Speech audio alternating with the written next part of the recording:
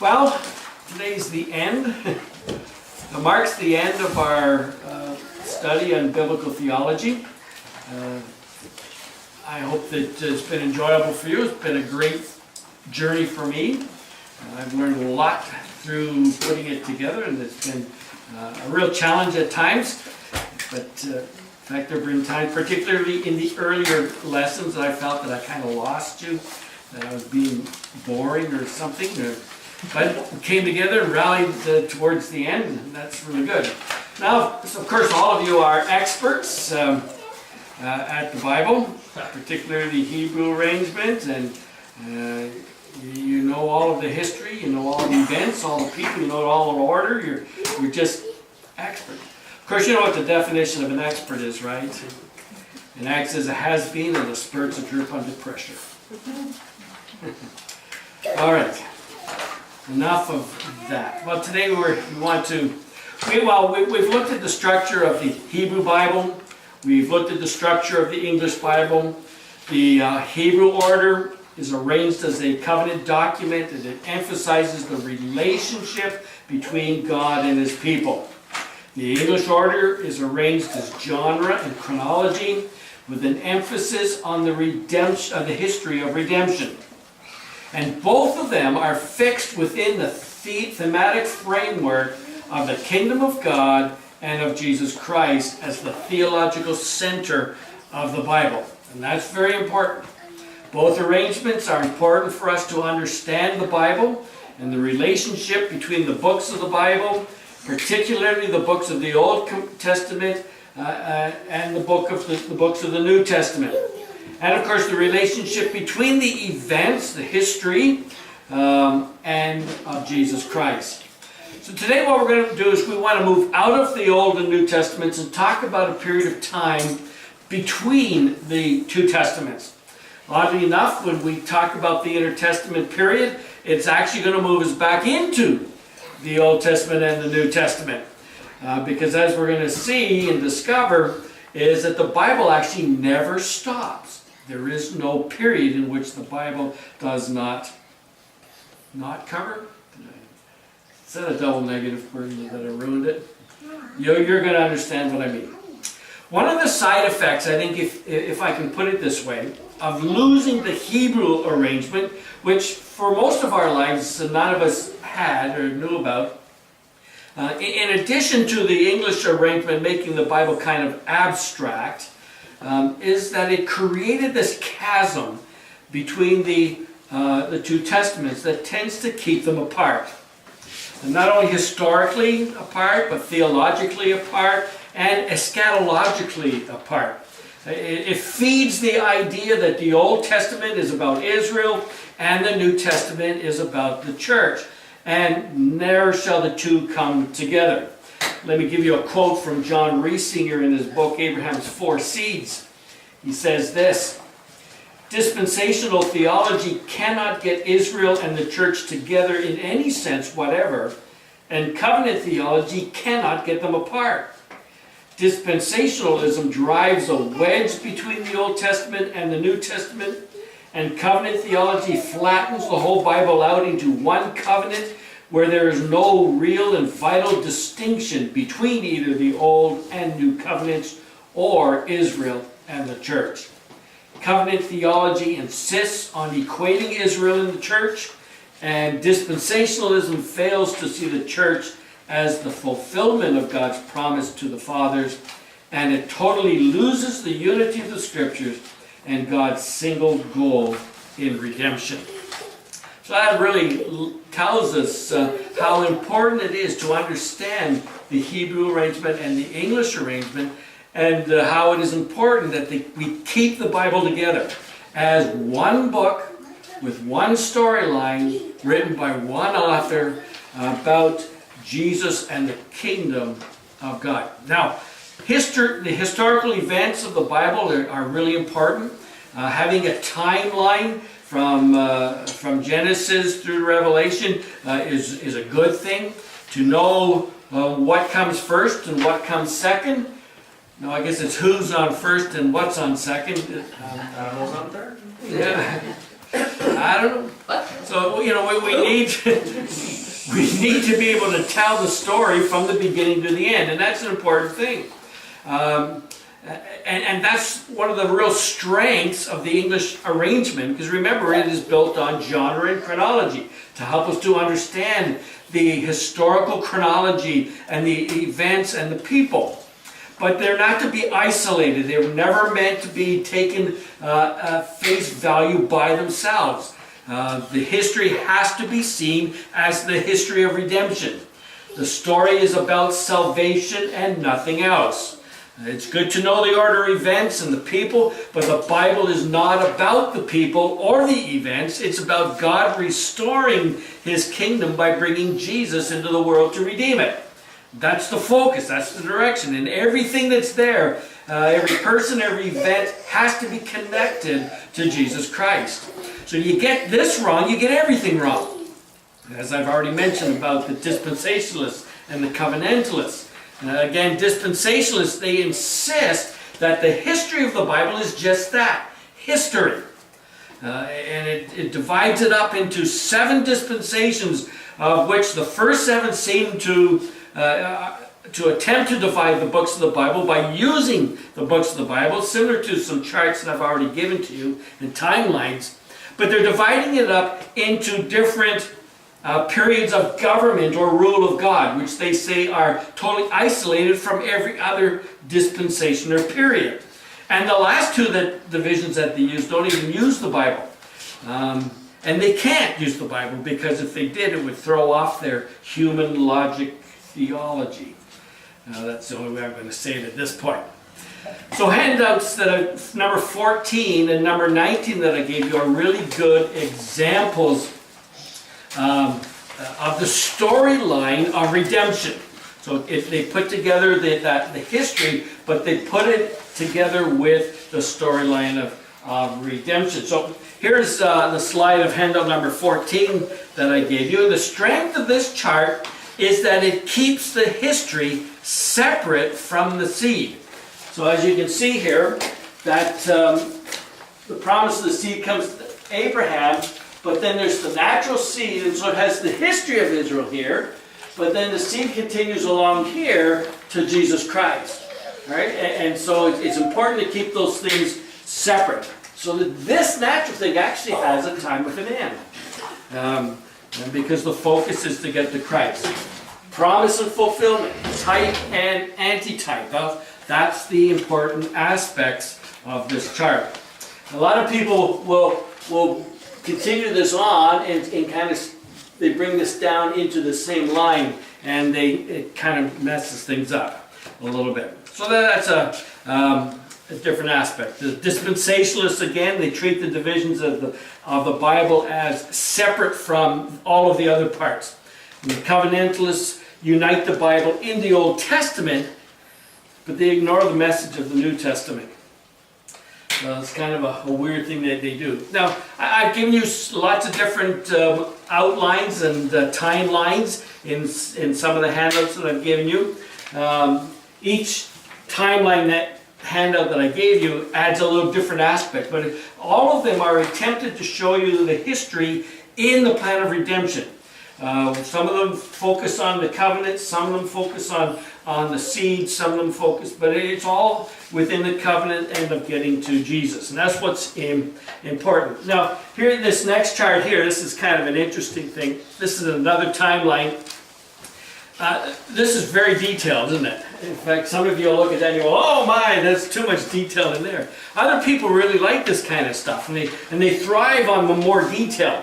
Okay, but again, what this chart does is it's trying to get to Christ, but again, you notice it has Israel, and it keeps that line together. And that's one of the reasons why people are saying, well, this line continues, and it's the line of Israel that's continuing, and not realizing that there is a separation and a distance between them. Well, you may not be into that type of a chart, but maybe some of you like pictures. So here's another timeline that uses pictures. It's a little more simple, but it gives the same history. This chart is exactly the same as the chart in front of it. You'll even see here the divided kingdoms exactly the same way. All right. Again, showing you how it comes right to the time of Christ. So that's another way of putting it together. Now, one of the things that we need to remember, I know this is going to be a little bit small, you can't see that there, but that top one up there says creation, and the bottom one says new creation. And this is what you have to remember when you're looking at all of the events and the people and the things that happen, is it's going from the creation that falls to a new creation. That's the bottom line. That's the redemption, right?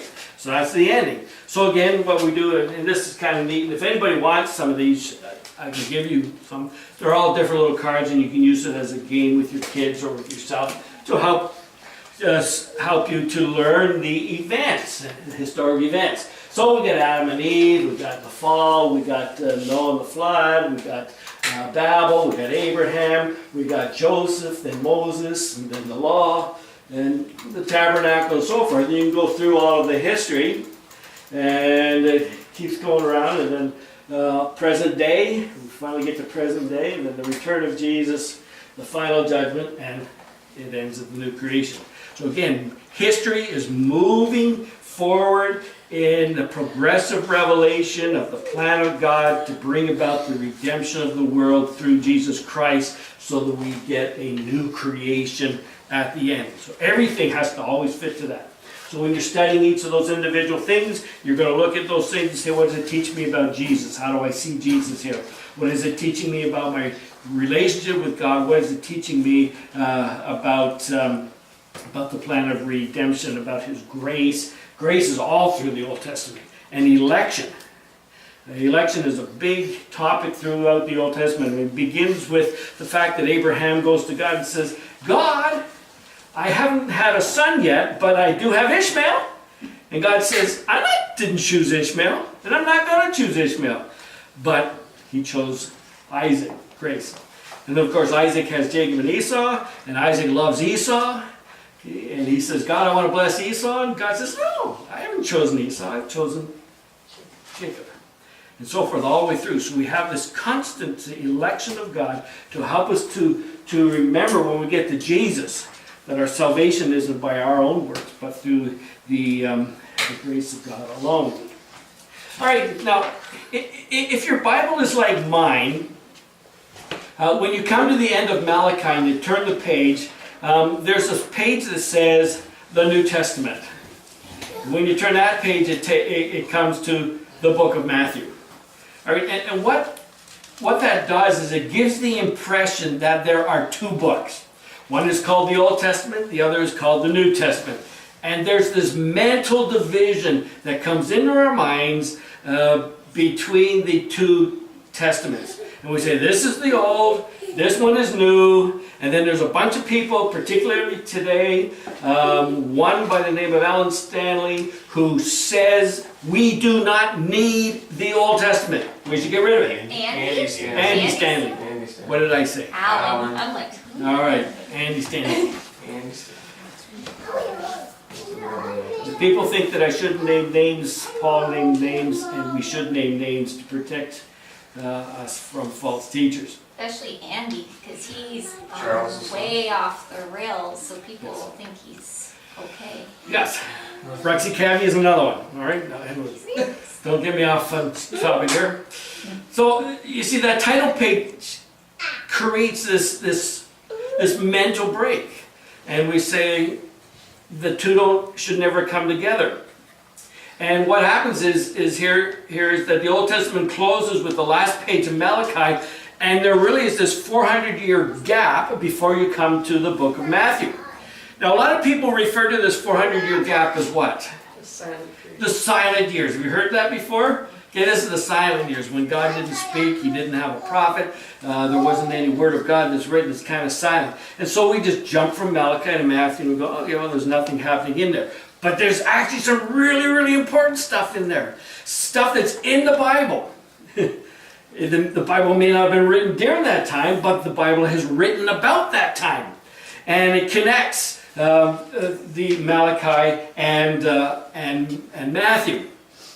So having said that, you need to understand that though God may have been silent, He certainly was not inactive. He was doing things. He was busy. Today we want to talk about how God was still speaking through that history, and then how He was preparing the people, the powers, the leaders, the philosophy, the culture, all to get ready for the time of Christ. So this intertestament period is actually a very important time, and it's important for us to understand. Now there's a verse in the New Testament that refers to this, and it's Galatians 4:4. And you can turn there if you want to, but Galatians 4:4 says this: when the fullness of time had come, God sent forth His Son, born of a woman, and so forth.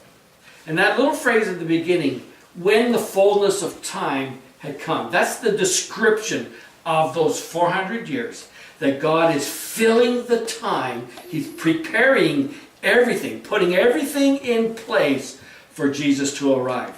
And when we jump from Malachi to Matthew, we miss that.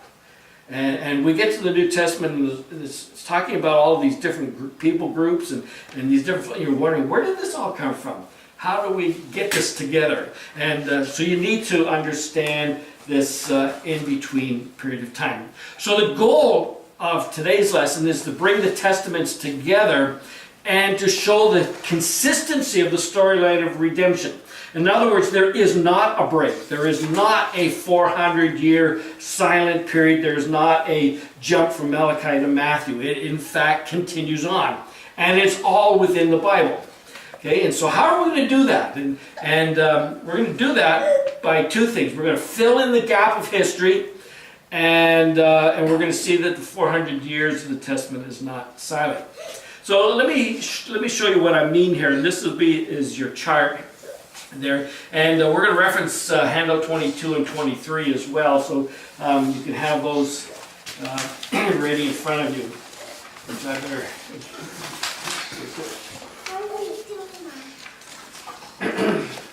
So handout number 23, which is the chart of Daniel. This is my chart of Daniel. I gave you earlier the chart of Daniel by the Bible Project people. And that's good. This one is my chart.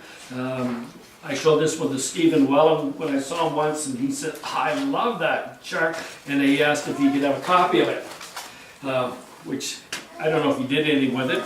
He never asked me for any rights to publish it. So, anyway, you do charts hoping that, well, this will be my retirement plan, right? Anyway, so here's what I want to tell you. Here's the key to understanding the intertestament period. The key is Daniel and Matthew. All right, the key is Daniel and Matthew. Now, in handout 22, which is titled The Fall of Judah to the End of the Old Testament, all right, so this is giving us that whole end there. So it gives us the timeline starting in 608 with the fall of Jerusalem, going through the deportations where Daniel was part of the first deportation, Ezekiel was part of the second deportation. Okay, then Jerusalem and the temple were destroyed in 586, and they're all in Babylon. We have the decree of Cyrus, the decree of Darius, and then Aster. Okay, and so forth. And if down on the bottom there you see the books of the Bible, and they're sort of ballooned out so that you can see the period that each of those covers. So that's why I gave you the order, those charts in the order that I gave them today. So what you see there is that Daniel is covering that first period, and then Ezra, Haggai, Zechariah, Esther, Ezra 7 to 10, Nehemiah, and then Malachi close out the Old Testament. So by 408, the Old Testament is complete. And you're thinking, well, yeah, so how does Daniel fit into that? Well, I'm going to show you here in a moment. So if we look at this chart, what we have is Daniel, of course, is the prophet, the one who speaks for God during the time of the Babylonian exile, from 608 to 538. If you do your math, you'll see that that's 70 years. And towards the end of that time, about the 69th year, he says, God, I was reading Jeremiah, and he said that it would be 70 years, and so it's almost up. So what's going to happen next? That's very important. Daniel asked God in Daniel 9, what is going to happen next? The angel Gabriel comes to him and says, here's what is going to happen next. And so we move then from 457. There's 3 decrees that are mentioned in the book of Ezra. So there's the decree of Cyrus, the decree of Darius, and the decree of Artaxerxes. All right, so the decree of Artaxerxes in 457 is the most important one that you need to remember, because that's when Daniel 77 begins. All right, but Daniel 77 talks about the first group of 7 sevens, which is 49 years, takes us to 408. At 408, the whole Old Testament is done. That brings us to Malachi. All right, so there you see the books there across the top. Well, then here we have during this time, of course, the temple is rebuilt and Jerusalem is rebuilt. Okay, that's the whole purpose of Ezra and Nehemiah, to get the people back into the land and back into rebuilding their lives and rebuilding their religion and so forth. So then we have this period from 408 going down to the New Testament. And what happened there? Okay, so we have Alexander the Great, who brings the Greek nation to power. We have Antiochus Epiphanes the Fourth, who towards the end of the Greek reign decides he wants to wipe the Jews out and destroy the temple, which brings about the Maccabean revolt. And the Maccabean revolt brings about independence for the Jews until 63, when Pompey from the Romans comes in and he conquers the entire land. And then he appoints Herod the Great to be the king of the Jews. And then Jesus is born. And that brings us to the book of Matthew. So when we come to the book of Matthew, Matthew covers from the birth of Christ in about 5 BC. By the way, all of these charts that have dates, I try to be consistent with the dates for all of my charts. But in other readings that you have, you might see discrepancies by 1 or 2 years. It doesn't really matter. The point, you just need to find a consistent event, so that if you name one event as 1 year, then all of the other things have to line up to it. Okay, so that's what we do here. So that's what it is. So Matthew covers them from 5 BC all the way down to the cross. Matthew 28, Jesus dies, rose from the dead, resurrected, gives the Great Commission, and then, we don't know what's happened. Well, the other Gospels, Mark to John, fills in that little bit of detail. Luke tells us that we have then the ascension. Jesus goes to heaven. All right, so that goes there. But here's the thing.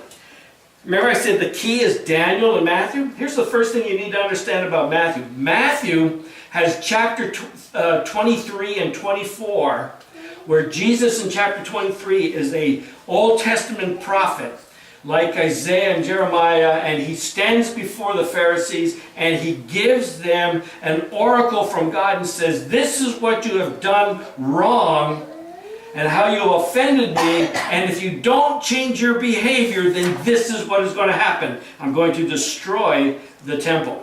That's what Jesus said. But he says you're going to have a period of time in which you can repent and possibly revert that from happening. Of course, they don't happen. So we have Matthew becomes prophetic. And this prophetic message that Jesus gave in Matthew 23 and 24 takes us to AD 70. Matthew 24 verses, that should be 24. I just noticed it. It says 14. It should be Matthew 24. Matthew 24 verses 4 to 14 is describing this period of time, this time of repentance, but it's going to be a time of difficulty, and historically was. Everything that's listed there historically happened during that time. This is also when the book of Acts is talking about this period in here, and so we can fill in all the details. So we see that Jesus is right, Acts is right, it all fits there, and Matthew covers that period of time prophetically, which fits and lines up with Acts to Jude. So it takes us to the end of when Jerusalem and the temple were destroyed again in AD 70. That's where Matthew takes us. Well, so what happens then is we look at this and we say, hey, we've got these silent years in between. Well, no, we don't have silent years. They are not so silent years. Why? Because Daniel, even though he physically existed there, his book is an eschatological book which takes us all the way to 70 AD. So Daniel and Matthew overlap in terms of their eschatological history. So the Bible is not silent about this period of time. It tells us exactly what is going to happen. And some of the detail is so detailed, and it all came true. Everything that's in, particularly Daniel 11, where it talks about the 4 kings of Persia, and it talks about Alexander the Great, it talks about Antiochus, in fact it talks about all of the Greek leaders all the way down to the Maccabean revolt, and then the coming of Pompey, and right to the time of Titus when he destroys the temple in 70. It's all there. Everything is there. So we can't say that these are silent years. And we can't just, and it's a shame when people look at Daniel and say, oh, this is all future, like it's still future to us. Well, no, it's there. Everything that's there, it fits to it. So let me put it there. So again, we've already read Daniel chapter 2, the dream of Nebuchadnezzar, the dream of the statue of Babylon, Medo-Persia, Greece, and Rome. Okay, the reds, those are the texts that show us there. In Daniel chapter 7, okay, if you look at this chart now, you can see it there, the parallel between 2 and 7. Okay, so you have the head of gold and the lion with the eagle's wings, and then you have the chest of silver and the bear with the 3 ribs in his mouth. You have the thigh of bronze and the leopard. These are all parallel, and the legs of iron and the beast with the 10 horns. Okay, they're all talking about the same kingdoms. Babylon, Medo-Persia, Greece, and Rome. Okay, and then it talks about the things in there. Chapter 8, he talks about the ram with the 2 horns. The 2 horns are Medo-Persia, 2 sides of them. And then there's the goat with the great horn, who's Alexander the Great. And then there's 4 horns, which is his 4 generals that he divides the land to. And then the little horn is Antiochus Epiphanes IV. You see, it all fits there. It's all part of Greece. Okay, and in chapter 11, when it talks about the mighty king, that's Alexander the Great. When it talks about the contemptible person, that's Antiochus Epiphanes. So it's all there. Historically, it's all there. And everything that it lists is exactly right. Right? So, which one did that bring? Oh, yeah. So, we have from 538 BC to 331, which is the entire Medo-Persian period. It's all contained just in one verse, chapter 11, verse 2, where it talks about the 4 kings of Persia, all of the kings of Persia. It's all there. And when we come down here at the end, it talks about the Jewish and Roman war and Titus becoming up here, it lists the 10 horns. They're talking about the 10 kings of Rome. Well, there's exactly 10 Caesars from Julius Caesar all the way to Titus' father, who was, I just forgot his name. It'll come to me. And then it talks about Titus. It's all right there. And then these things here, these guys are all contained. So you've got all the text there to show you. So the Bible wrote about this period. It's not silent. It's very historically there. And now we can look back and through archaeological discoveries and through the writings during that time, which we have documents that were written, which we'll be talking about in a minute. It's all confirmed. There's no denying the Bible is not silent about the not so silent years between the Testaments. It's Daniel. Daniel covers it all. And then Matthew and Daniel overlap. Because Daniel chapter 9 talks about this. That's Daniel chapter 9. And Jesus' death. And that's what Matthew is about. That's the entire book of Matthew. All right, I don't want to spend a lot of time on this, but I wanted you to see that it is in fact the history is there. That it's all there. So it's not silent years. And if you can begin to understand the prophecy, the eschatological content of Daniel as being real history that has already been fulfilled. It was all fulfilled when Christ came. And the very thing that Jesus talked about, the judgment that would come in Matthew 24, in AD 70. All right, so now if you, on your chart there, on the back page you have some verses there, because I thought these verses were kind of cool, because they really give us the focus and the emphasis of the book of Daniel and why it's important to understand that eschatologically it's talking about this. And remember when we looked at the Hebrew order, how everything is moving us forward and driving us forward to Christ? Okay, Daniel's book is probably the most important book in terms of driving us forward. Look at these verses. 2:21, God changes times and seasons. He removes kings and sets up kings. Isn't that amazing? He's a sovereign over the elections, always. Okay, 2:28, there is a God in heaven who reveals mysteries. He has made known what will be in the latter days. What did Peter say on the day of Pentecost? He said, this is the latter days. Okay, the latter days began at Pentecost, ends with the second coming. So God has revealed this to us. The next verse in chapter 2, verses 37, 39 to 40, it says, in those days of those kings, that's in the kings of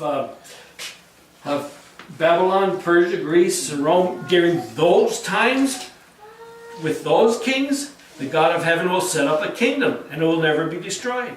What did Jesus say when he arrived? Okay, repent, for the kingdom of heaven is here. I brought the kingdom. You see the miracles I've done, it means the kingdom is here. Okay, when he died on the cross, he implemented the power of the kingdom over Satan. His kingdom is here. When he rose and ascended into heaven, he was declared and enthroned as the king of the universe. His king, he's reigning now. His kingdom is here, and it will never end. And it all happened during the time of the Romans, which was at the end there. Another verse here, his kingdom is an everlasting kingdom, and his dominion endures from generation to generation. The Most High rules the kingdom of men and gives it to whom he will. 6:26, God's kingdom shall never be destroyed, and his dominion shall be to the end. Then 7:13 to 14, which is really describing I got incarnation there. That should say ascension. I don't know where my brain was. Incarnation is his birth. It should be ascension. So correct that on your sheet. Okay, one like a son of man. That's Jesus. He called himself the Son of Man. Came to the Ancient of Days. That's the ascension. He rose to heaven. And to him, that is to the Son of Man, to Jesus, was given dominion and glory and a kingdom that all people should serve him. His dominion is an everlasting dominion which shall not pass away, and his kingdom shall not be destroyed. And then chapter 12. And chapter 12 kind of is a parallel of the end of Israel, leading up to 70 AD, but at the same time it's talking about the end of time leading up to the second coming of Christ. And so both of those things, it says, at that time your people, everyone whose name is found written in the book, will be delivered. Multitudes who sleep, and who are dead in the dust of the earth, will awake. That's the resurrection. Some to everlasting life, others to shame and everlasting contempt. Okay, Matthew chapter 25. The king comes in all of his glory. He divides everybody, the goats on this side, the sheep on this side, and the sheep are raised to everlasting life, the goats to everlasting condemnation. See how it all parallels and comes together. All right. Okay, so that's that part. So let's come now to this last little part, and I want to go through this fairly quickly because I told you I would give you a time for Q&A. So everything in Daniel is about the kingdom of God and about Jesus and about the only hope for this world, that is all bound up in what Jesus does when he comes. Right? And you can see by those verses that it's just driving them to the kingdom, to the kingdom, to the kingdom. So everything, I can't emphasize this enough, the events, the people, the objects, the things, everything points to Jesus, is fulfilled in Jesus, is part of the progressive revelation of God's plan of salvation to bring about the new creation. That's its ultimate goal. And everything has to be seen. You keep that straight in your mind, then you're not going to get fooled by all of these teachers who try to take a whole bunch of different roads. Anyways, don't go there, Cliff. You don't have time. All right. So let me show you how God was using this history during this period of time between Malachi and Matthew to prepare the world for Jesus' coming. And I want to talk to you about three things. We're going to talk about the rulers, about the readings, and about the religions. This isn't my alliteration, but I thought it was kind of good, so I stole it and put it up there for you. He is listed in the biography that I gave you, the bibliography in terms of where I got it from. I think that was Dodd's. Can't remember. Anyways, so now the reason we need to do this is because history is going to prepare us for what is coming, and it's going to drive us forward into the book of Matthew.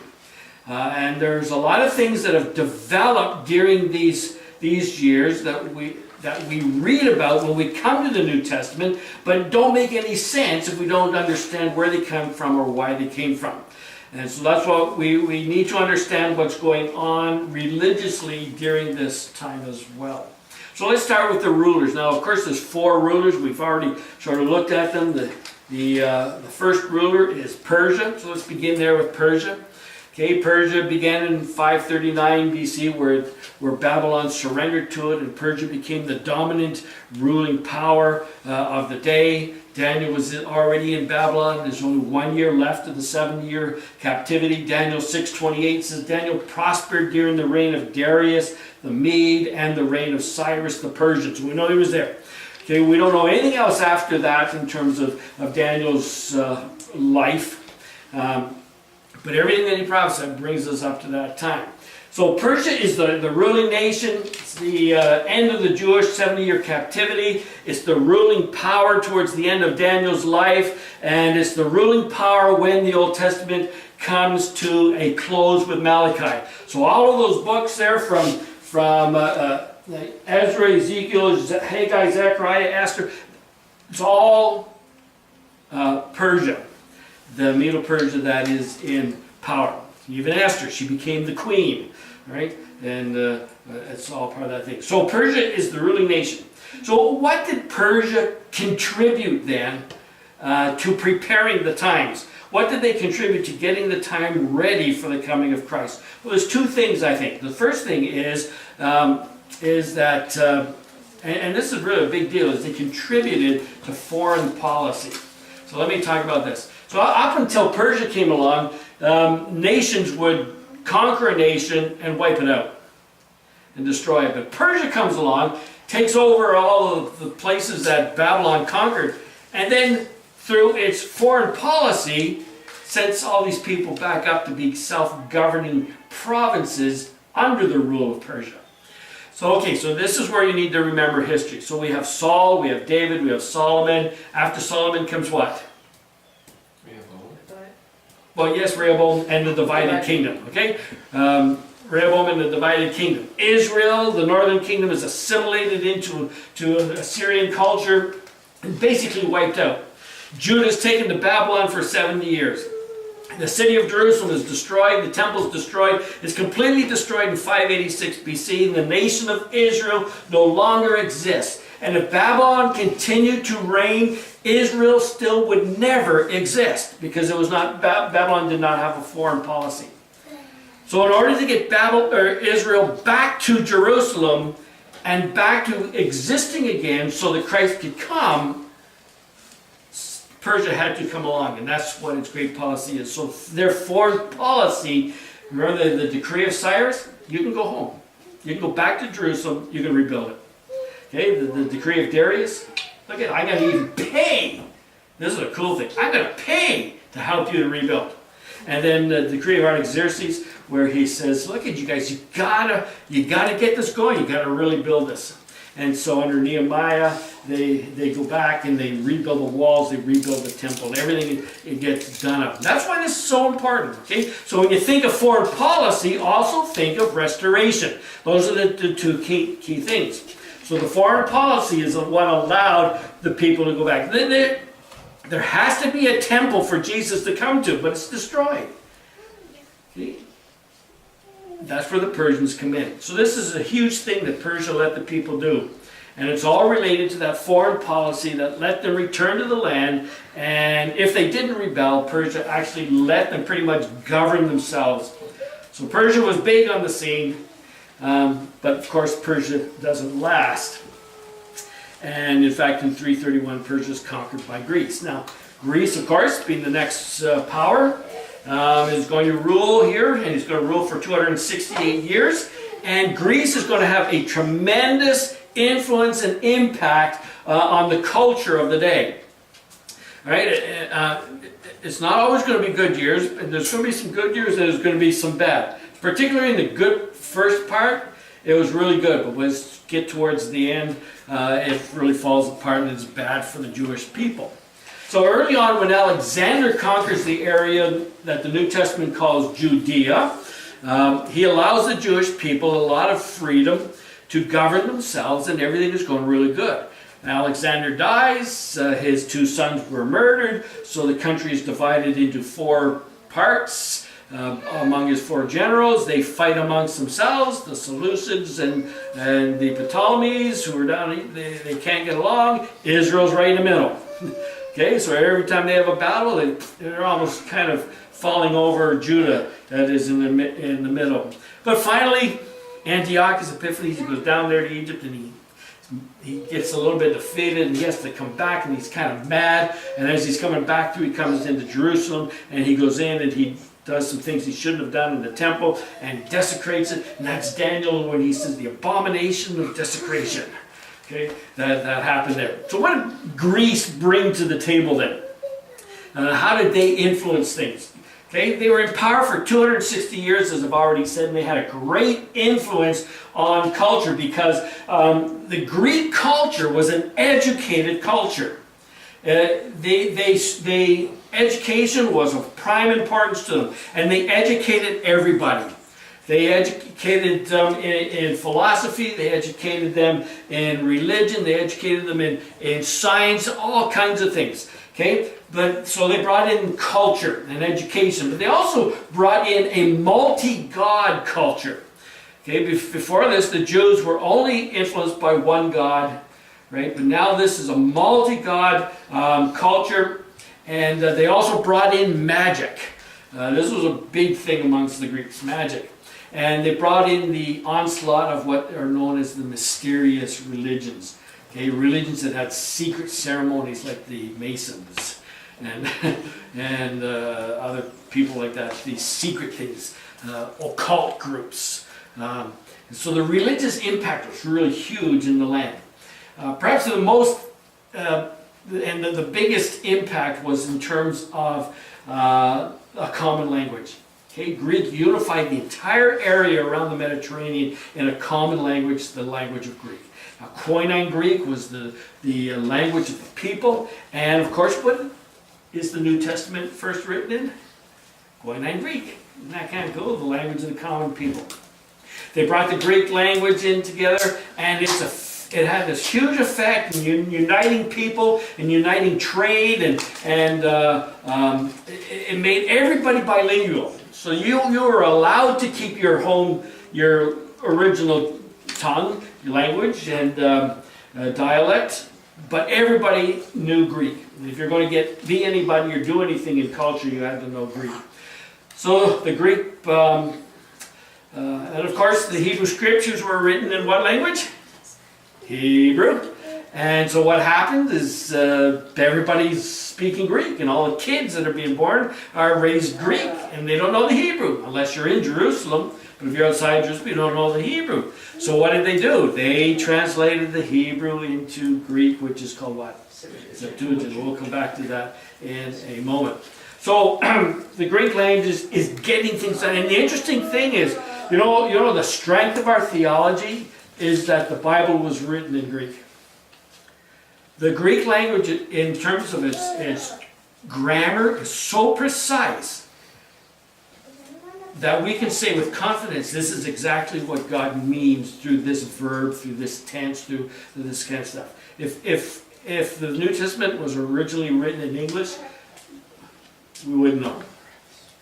But Greek was the best language, and God was preparing to have His Word written in this. All right, let's go to this next period, which is called the period of independence. All right, the Maccabees revolted against Antiochus Epiphanes, and they were able to get independence from the Greeks for a period of about 100 years. And it's the period of the Hasmoneans. Okay, the Maccabees were the family of the Hasmoneans, and they were priest kings, and they reigned in Jerusalem for 100 years, and they were totally independent. Now, one of the strength here is what happened during this time is they needed to now learn how to respond to all of this stuff that the Greeks brought in, all of the culture, all of the philosophy, all of the multi-gods, all of the magic, all of the secret religions, all this kind of, what are we going to do to help preserve ourselves? And so there's a big resurgence about one God. Okay, Hear, O Israel, the Lord our God is one God. They're called the Shema. The Jews today, every single day, quote that verse, Deuteronomy 6, I think it is. Okay, Hear, O Lord, Hear, O Israel, the Lord our God, your God is one God.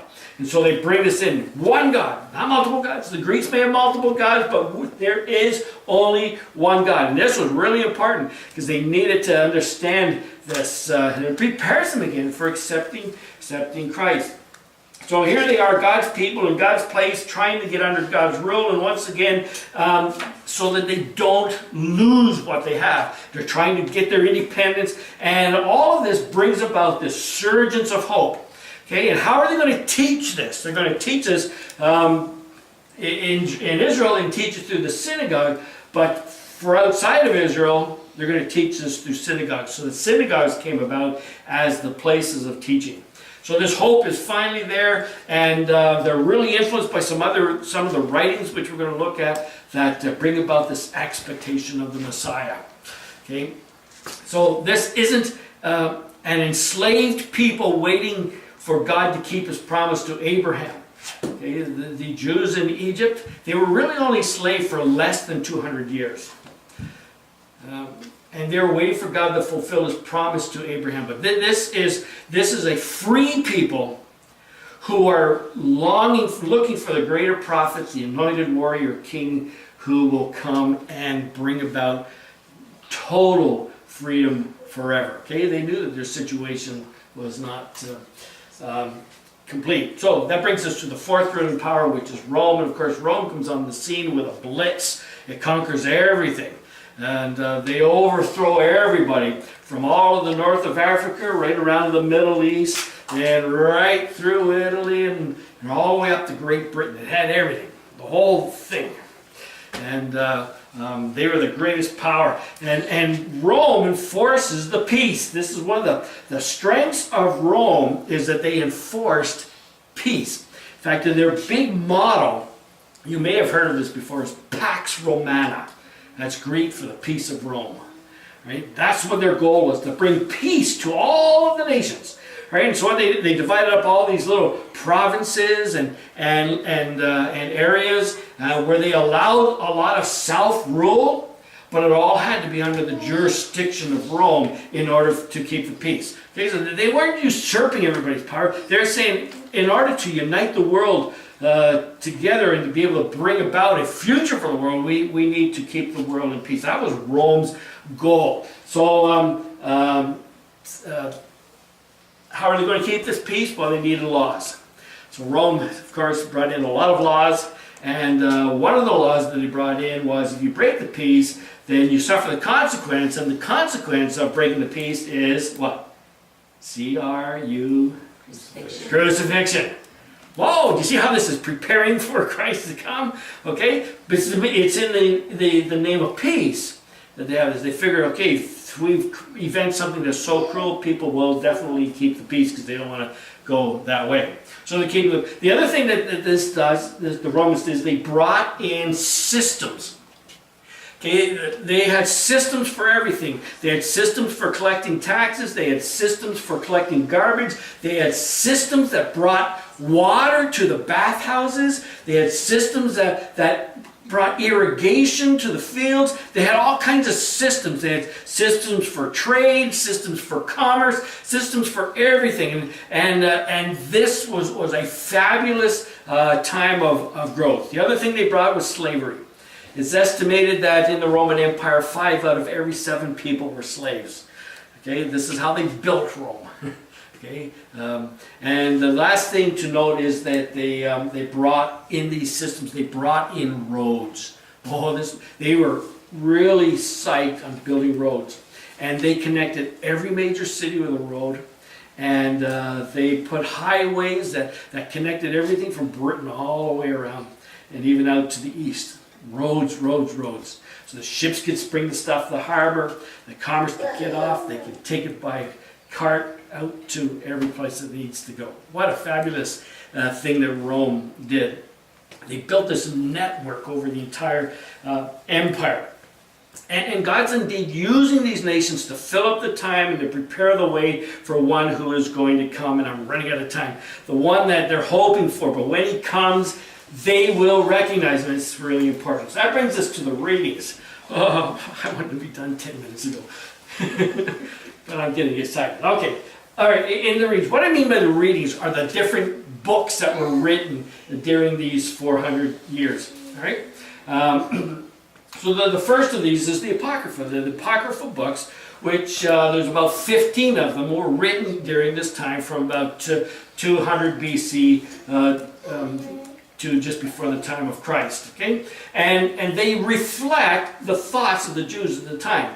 And one of the things that they do is they include a lot of history. A lot of it's made up stuff, particularly when they start talking about Jesus being a little boy and different things. It's all kind of, you can tell that it's made up and that they're just being silly. But nevertheless, it helps us to understand the culture of the time. But where it's really good is like the Apocrypha. There's the book of the Maccabees, which gives us the details of the Maccabean revolt. They contain a lot of their poetry. And their poetry is a blend of Hebrew religion and Greek philosophy. So it shows how the Greeks affected them. And this collection, of course, allows us to peer into the ways that these pious Jews at the time of Christ challenged Jesus on a number of different issues. Okay, like the Sadducees not believing in the resurrection. Okay, this all comes out of this. It sets the tone of why the Jewish leaders at the time of Jesus thought the way they thought. And it explains why they reacted so strongly to Jesus. So the other book is the pseudepigrapha, the pig documents, as I like to call them. Okay, the pseudepigrapha, pseudo means false, so they are all written under the name of somebody important. So it's not their real name, because nobody would buy a book by Cliff Linnard, but they might buy a book by Don Carson. So if I wrote a book and put by Don Carson, they would buy it. But then Don Carson would find out, he'd sue me, and anyways, right? So, but this is what the pseudepigrapha are.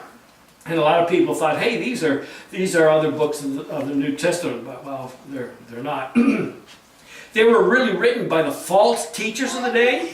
Okay, these were the extremists. But one of the things that they focused on was the coming of the Messiah. They focused on eschatology. They were in love with prophecy. Does it sound familiar? Okay, there's some people today that are just in love with prophecy, but it's all false teaching. So be careful. There's about 60 of these different writings, but it set the tone for when Christ came, because they were so intent on the Messiah being a political leader who delivers them from Rome, that's why they couldn't see Jesus for who he was or accept his death in any way. So they're sectarian, which means part of a sect, a dissenting religious group from the norm. Okay, the next group of writings that appeared during this time are the Dead Sea Scrolls. Of course, we discovered them in the 1940s. And these people were the separatists, okay? They kind of separated themselves from the status quo. In a sense, they were like the monks of their day. So they isolated themselves to the Qumran community. So they didn't participate in any other part of life. And they wrote, one of the things that was so important to them is they valued the writings of the scriptures. So much so that they said, hey, you know, when a scroll starts wearing out, they would write a new scroll. So what did they do with the old? Well, these guys here, they would take it and put it in the jars and preserve it. They would either bury it or stick it in the cave. And of course, what did we do? We found the caves, and in the caves are all these manuscripts. Now, unfortunately, when you took the lid off and the air got in, some of them just went, but we were able to get it. So it preserves the Word of God for us for today. Well, let's get to the last one, the Septuagint, which we know is the translation of the Hebrew Bible into Greek, bringing it into the language of the people, both Jew and Gentile. Okay, the Septuagint was Jesus quotes from the Septuagint a lot, rather than the Hebrew Scriptures. In fact, when we come to our study of Hebrews, starting next week, we're going to discover that the majority of quotes in the book of Hebrews are all quotes from the Septuagint. So it becomes the translation of choice, if you will, for the people during the time of Christ. Well, let's come to the religions. I got my mouse. Oh, there it is. Okay, I'll just go to, you have these in front of you as well. Okay, but what we have is a bunch of contrasts. So there's and what these contrasts are doing is they're building conflicts amongst the Jewish people. So you have the temple and the synagogue. The temple's in Jerusalem, the synagogue is everywhere else. Okay, and the temple, the Pharisees, the Sadducees, the Sanhedrin, the Herodians, they want control of the temple. They want control of everything. And to them, the temple and the control keeps them united to Rome and protected by Rome. Whereas the synagogue itself and the outlying layers, and the Pharisees are part of that, the scribes are part of that, they become your traditionalists. And so we have all of these different groups all appear. So these are all in place by the time that Jesus comes. So the Sadducees and the Pharisees, they're connected to the rulers of the land. They're actually the wealthy of the land. The high priest comes from the Sadducees. They hold all of the power. The Pharisees, on the other hand, they're connected more to the synagogue because they go to the synagogues and they've got all of their rules of how to keep God's law, and they're teaching it to the common people. Now, they're not so high and mighty and isolated. Then you have the Sanhedrin and the scribes. The Sanhedrin, that's the ruling council, that's your courts. They rule on civil issues. The scribes, they're the traditionalists. They say, we got to preserve tradition, we got to preserve the scriptures. Okay, they won't compromise on anything. Whereas the Sanhedrin, they'll compromise to keep the peace with Rome. And we kind of have this liberal, conservative divide, if you will. Okay, so everything is connected. The temple is liberal. Everything connected to the synagogue are the conservatives. And then we have the Herodians versus the Essenes. The Herodians are the family of the Herods, who were the kings, King Herod and Antipas and Antipater and all those guys. And then the Essenes were the separatists, who again, they were against everything. They're saying, hey, you know, they're the ones that moved to the Qumran community and kept the Dead Sea Scrolls. That's that group. And they were against anything that was not what they believed. Publicans and zealots. The publicans, of course, were the tax collectors. They were the employees of Rome. Their job was they were the lowest of the low. And again, the reason is because Rome wanted you to hate the tax collector but still like Rome. Okay, and so that's what you did. You hired the bad parts of society. The zealots, they were zealous, but they're violently zealous against Rome. They were, if you want to get an idea of who they are, they're the terrorists of the time. They were always trying to bring things against Rome's life.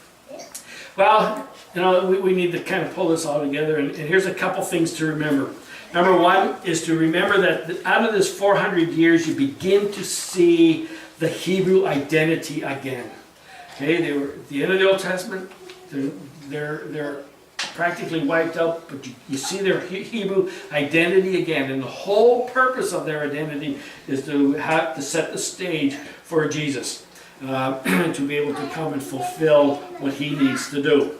Okay, what is their identity going to be? How, are they going to compromise to their culture? Are they going to remain traditionalists? So you have this constant conflict. And that's the second thing to know, is that we have this conflict here, this intensity between all these groups. In fact, what happens is the whole Jewish war, the Jew-Roman war that happens near the end of the 60s, it gets broken apart. So no longer was the war between Jews and Rome, but it became a civil war between the Zealots, the Essenes, the scribes, and the Pharisees, all within Jerusalem itself. So when Titus, when he sieged Jerusalem in AD 70, finally broke through the walls and went in there, millions of people were already dead because they killed themselves.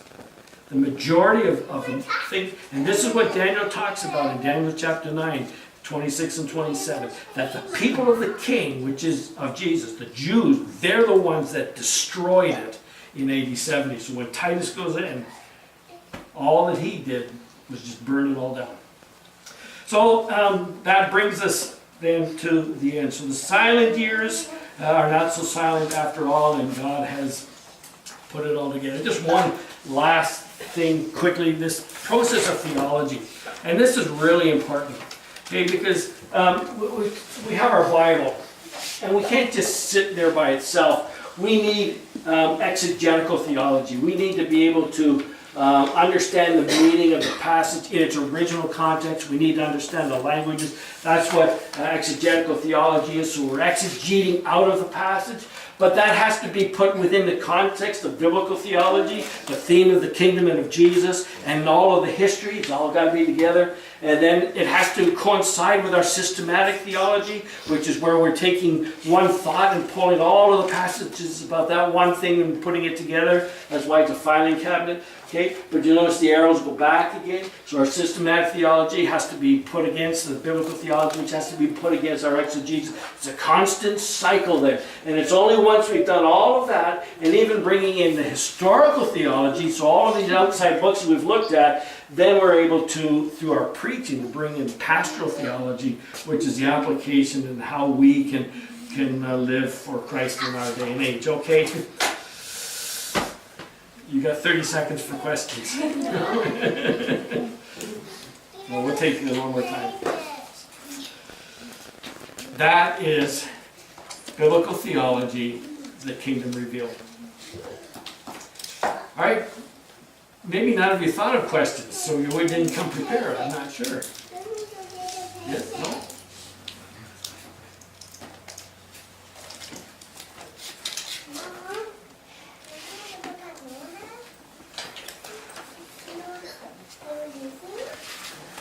All right. You're the smartest congregation going now.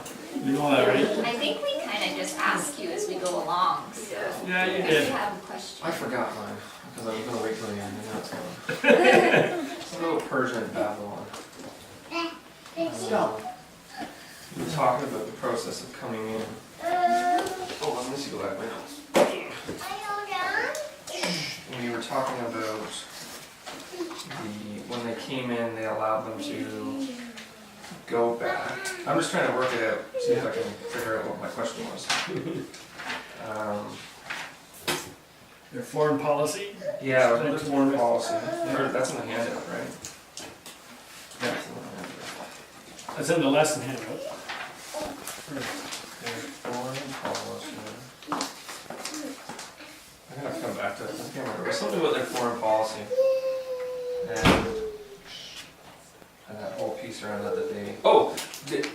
When the Persians allowed them to go back, did they still maintain that, like with the Assyrians, when the Assyrians conquered Israel and spread them out, the Assyrians had vassal nations. In Judea, or Judah at the time, had been a vassal nation of Assyria until Hezekiah actually rebelled against them and withheld that whole thing.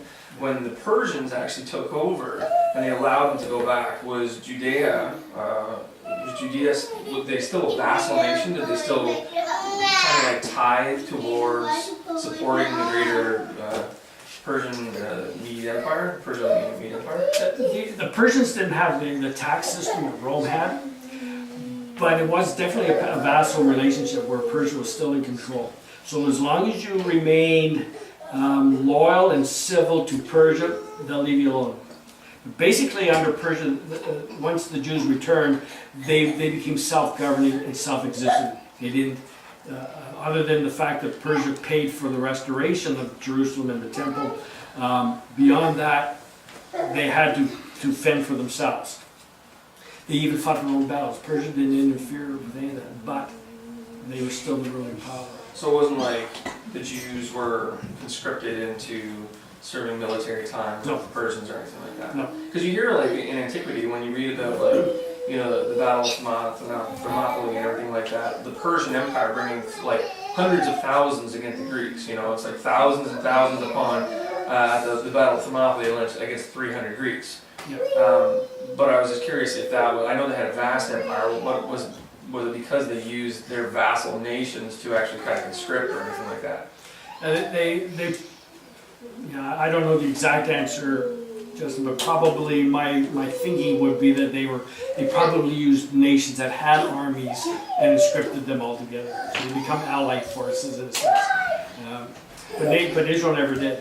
Israel, because they were in Babylon as an assimilated people in a sense. They didn't have a king. They didn't have an army. They had nothing like that. As far as I know, there was no assimilation of them into Persian armies either. Yeah. And the Romans never did that either.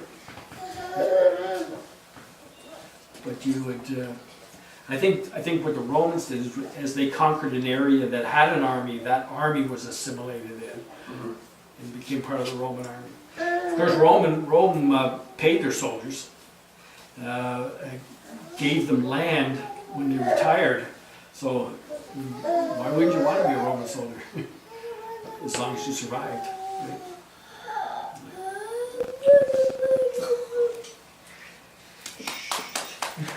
And I think for all your hard work.